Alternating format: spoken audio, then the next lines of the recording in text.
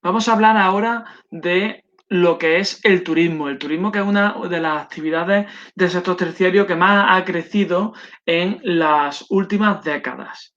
Hasta 1950 se hacía, como podéis ver en las imágenes, se hacían diferentes tipos de turismo, pero que este turismo no era realmente un turismo global, podríamos decirlo así, ¿no? No toda la sociedad se hacía turismo, sino que era simplemente para las clases adineradas, como se pueden ver en estas imágenes acerca de balnearios, la playa, fijaos qué bañadores había, etcétera, etcétera, ¿no? Que nos hablan de un turismo primigenio, un turismo inicial muy, muy, muy reducido. Pero el boom empieza en 1950, en la década de los 50, cuando después de la Segunda Guerra Mundial hay una mejora en la economía y empieza a diversificarse ese turismo que se masifica por varios aspectos, varias características. La primera es que se consigue la jornada laboral de 5 horas y también los fines de semana que se tengan, digamos que pues como hoy tenemos un asueto, ¿no? Un descanso. Después, todas estas vacaciones van a ser pagadas, con lo cual las personas pueden irse de turismo, pero siguen recibiendo un sueldo de su empresa. También la generalización de las pensiones a personas mayores hizo que hubiera más dinero en las cuentas de estas personas. También hay más tiempo libre, realmente hay unas vacaciones, hay puentes, lo que hoy conocemos como puentes, hay también incluso una serie de pues vacaciones en el tiempo muchísimo más largas que permiten viajar.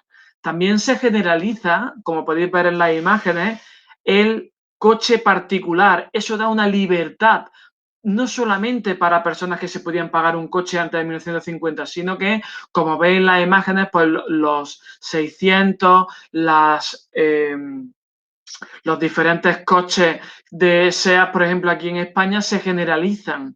Y la pequeña burguesía, es decir, esos trabajadores que ganaban una serie de un sueldo, pero que no era mucho, pero sí pueden acceder a cubrir esa necesidad de tener un coche particular. Eso dará, como hemos dicho, mucha libertad para poder viajar, para poder conocer nuevas ciudades.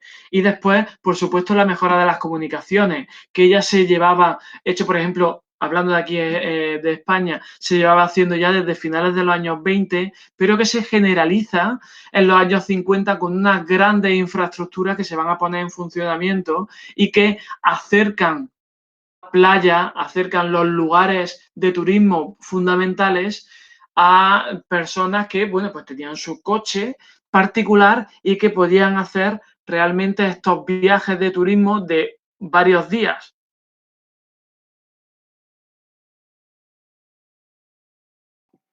Hay muchísimas más empresas y muchísimos más servicios que se han creado a partir de este boom turístico de los años 70, 80, 90, como restaurantes, una variedad de hoteles muchísimo más grandes y, por supuesto, nuevos destinos. Tenemos esos nuevos destinos, por ejemplo, hoy en día se tiene en Senegal, por ejemplo, Cabo Verde o el turismo de élite que se está viendo hoy en día en las Maldivas, simplemente por poner ejemplos. Vemos cómo son lugares poco transitados, que son lugares exóticos, que se tienen, digamos que como una especie de escapatoria para personas normalmente adineradas que pueden permitirse esa serie de lujos. En estos nuevos destinos también hay países pobres. Estos países pobres se gestionan de una manera muy diferente, ¿no? Como hemos hablado en los casos anteriores. Están normalmente en manos de multinacionales que implementan una serie de servicios. Normalmente no se sale de un recinto paradisíaco Y eso lo podemos ver, por ejemplo, en países como República Dominicana o muy cerca en Cuba, ¿no? Que donde la potencia hotelera es española, sobre todo española.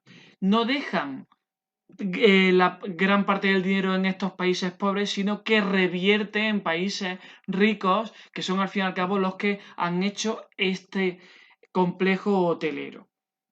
Después vamos a pasar a una serie de formas del turismo. Diferenciamos cuatro. En el primer caso tendremos la natural, la forma natural, ¿no? Donde la naturaleza es fundamental. Es visitar, disfrutar de parques naturales y de zonas protegidas. Es al fin y al cabo lo que llamamos ecoturismo y que, como veis en las imágenes, en Andalucía, pues somos una de las referencias nacionales. Después hay un turismo más urbano, donde las ciudades muestran sus monumentos, su historia, su cultura, se disfruta de la ciudad, de las compras incluso, ¿no? Como muchas veces vemos que hay personas que van de turismo a otras ciudades a ver simplemente el alumbrado navideño o a comprar, porque es una tienda de referencia.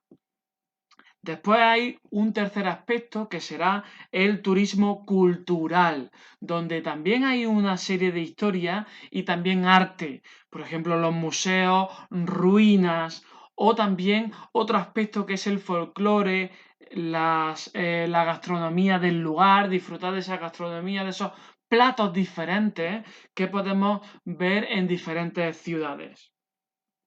Por último, tenemos el turismo rural, la forma rural de hacer turismo, que se dividiría en varios tipos. En primer lugar tendremos el agroturismo, que es un poco implicarse con las granjas, con la forma de vida agraria.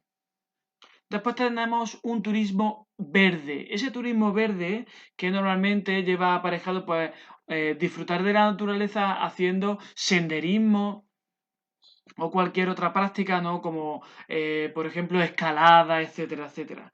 Y después tendremos un entorno ambiental, un turismo más ambiental, que se puede ver, por ejemplo, Cazorla o algunas de Sierra Nevada, algunas de otras formas, ¿no? de disfrutar de la naturaleza.